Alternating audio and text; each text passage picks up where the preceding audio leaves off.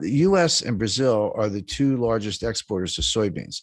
China is the world's largest importer of soybeans. Mhm. China was buying all their soybeans from the United States just as a way to kind of make it up a little bit. Like, well, we got to buy the soybeans anyway. Why not buy them from the US to keep the US China trade deficit under control so it doesn't become too politically toxic? Well, as soon as Trump threw on the tariffs, China retaliated by moving their soybean orders to Brazil, stop buying U.S. soybeans. Well, that's not a phone call. I mean, you're talking about vessels, port facilities, agriculture, trucks. How do you get the soybeans to the ports? How many do you grow? Where's the fertilizer coming from? Et cetera, et cetera. And all those parties, the shippers, the cargo, the insurance companies, and so many people involved, banks, letters of credit, it's just a lot involved. They don't like short-term relationships. They say, okay, I'll do it. I want a 5-year contract. And China said, okay. So they reconfigured all those transportation lanes to get the soybeans from Brazil. All of a sudden, you're a U.S. soybean grower. You say, well, what do? Well, we started selling them to the Netherlands because the Netherlands needs soybeans too. So now instead of shipping them from like Port of LA to Ningbo and near Shanghai, we're shipping them from Port of Houston to, I don't know, France, Marseille or someplace. Or Rotterdam. So the point being, you completely scrambled all these supply chain relationships. I talked to the guy who, this is a worldwide endeavor, but he was probably the single most responsible individual for all the significant developments in the supply chain in the last 30 years. And he said to me, he said, Jim, you have to understand, it took us 30 years to build it. We blew it up in 3 years. It's not going to come back overnight. It's going to take 10 years or more to rebuild it. And what I talk about in the book is supply chain 1.0, which is 1989 to 2019, and then supply chain 2.0, which kind of starts now, but is going to go indefinitely because it's going to take a long time to put this together. It's it's like dropping a vase and it breaks in 1,000 pieces. You can't put it back together. You got to go buy a new vase. And that's what's going on with the supply chain. There will be a supply chain, there always is, but the new supply chain will look very different from what we've just come through. Because the whole 30 years of period I'm describing was built on efficiency, lower cost, lower cost, lower cost. It was kind of the Walmart model. So yeah, just-in-time inventory, everyone knows about that, but there's something called cross-docking. That's where a truck pulls up at a warehouse and you unload it. Instead of putting the stuff in the warehouse, you move it to another truck that then goes to a destination.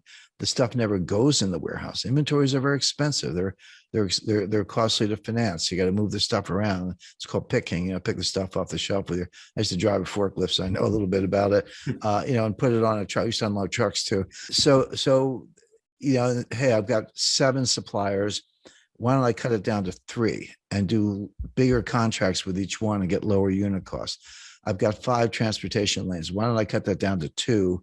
Get everything to Los Angeles and Seattle, as the case may be, et cetera. And they did it for 30, and they got costs lower, and Walmart and Amazon were the champions of this, but everyone else was doing it. But they missed something. What they missed was that while they were getting those unit costs lower for consumers, there were hidden costs, and the main hidden cost was you were creating greater frailty. This whole system was subject to a massive breakdown. So, what happens if you have 2 suppliers and they both go on strike? What happens if you have one port of entry and it's backlogged? What happens if you've got cross-docking in warehouses and there aren't enough trucks? There are 80,000. We need 80,000 drivers. Wish they'd hire them instead of these IRS agents. But the point being, it is breaking down all across the board. Now, can it be put back together? Yes, but the biggest difference between 2.0 and 1.0, this goes by different names. Janet Yellen called it friendshoring, and Macron called it a constellation of nations club, if you will. So you'll still have trading partners, you'll still have outsourcing, you'll still have transportation lanes, but it'll be members only. It'll be basically democratic, kind of liberal republics, Western Europe, the EU, of course, US, Canada, Australia, New Zealand, Japan, India, we expect to be included. Friendly nations, but China's out. We're decoupling from them. They're decoupling from us. This isn't US driven. The US is participating, but this is what China wants too. Both sides are decoupling as fast as they can. China can develop its own network, maybe Central Asian republics, some Southeast Asian suppliers and so forth, but they're going to lose customers. Well, most of their customers actually in the United States. We won't buy their stuff and we won't sell them our stuff, particularly high tech stuff. So the world's going to break, and these new clubs are going to be formed, and there will be trade and there will be transportation lanes, but it'll be much more restrictive. Now, will prices be a little higher? Yes, but it'll be more secure. So the way I describe that, if you buy insurance on your house, or I buy insurance on my house, you don't want your house to burn down. You hope it doesn't. But if it does, you don't think your insurance premiums are a waste of money. Like when you write that check, you're like, that's money well spent. When you pay higher prices for consumer goods, the delta between the old price and the new price is your insurance premium for a more reliable system. And also, there's a big national security component to this. And I talk about Russia and Ukraine and China in the book. So that's all. So how the supply, what the supply chain breakdown means. Chapter 1, Chapter 2, what caused it, and we talked about that. And 3, where is it going?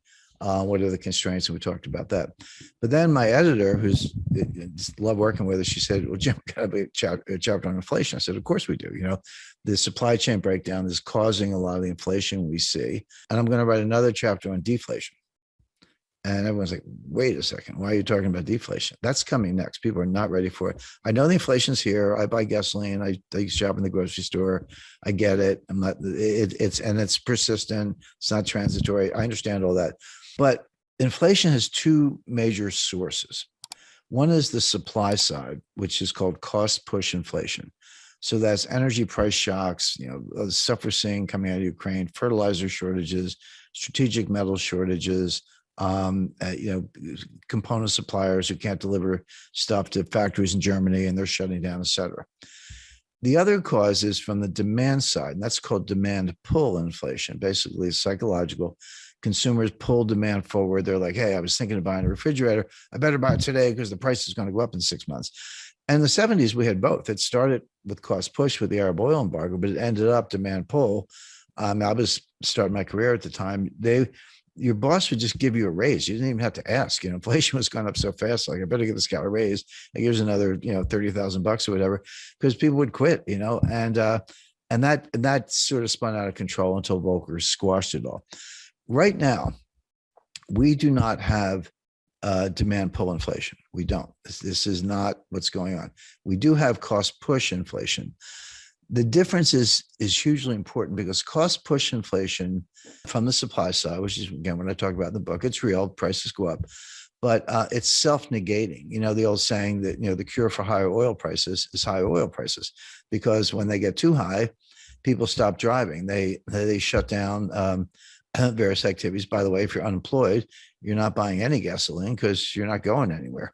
I mean, that's kind of a nasty way of putting it, but that's how cost push inflation, tips into a recession, and then prices come down. And we saw that in 1974. You had Jerry Ford and Alan Greenspan walking around with they had these win buttons, WIN, which stood for whip inflation now, except we had a recession and prices collapsed. Now it came back by 77 with for a lot of reasons, but right now we don't have demand pull, we have cost push. It will go away when this economy goes into recession. And then we're going to be talking about disinflation and deflation, which are, kind of close cousins. And the Fed's going to be out on a limb as usual, raising rates in the face of a recession and a price collapse.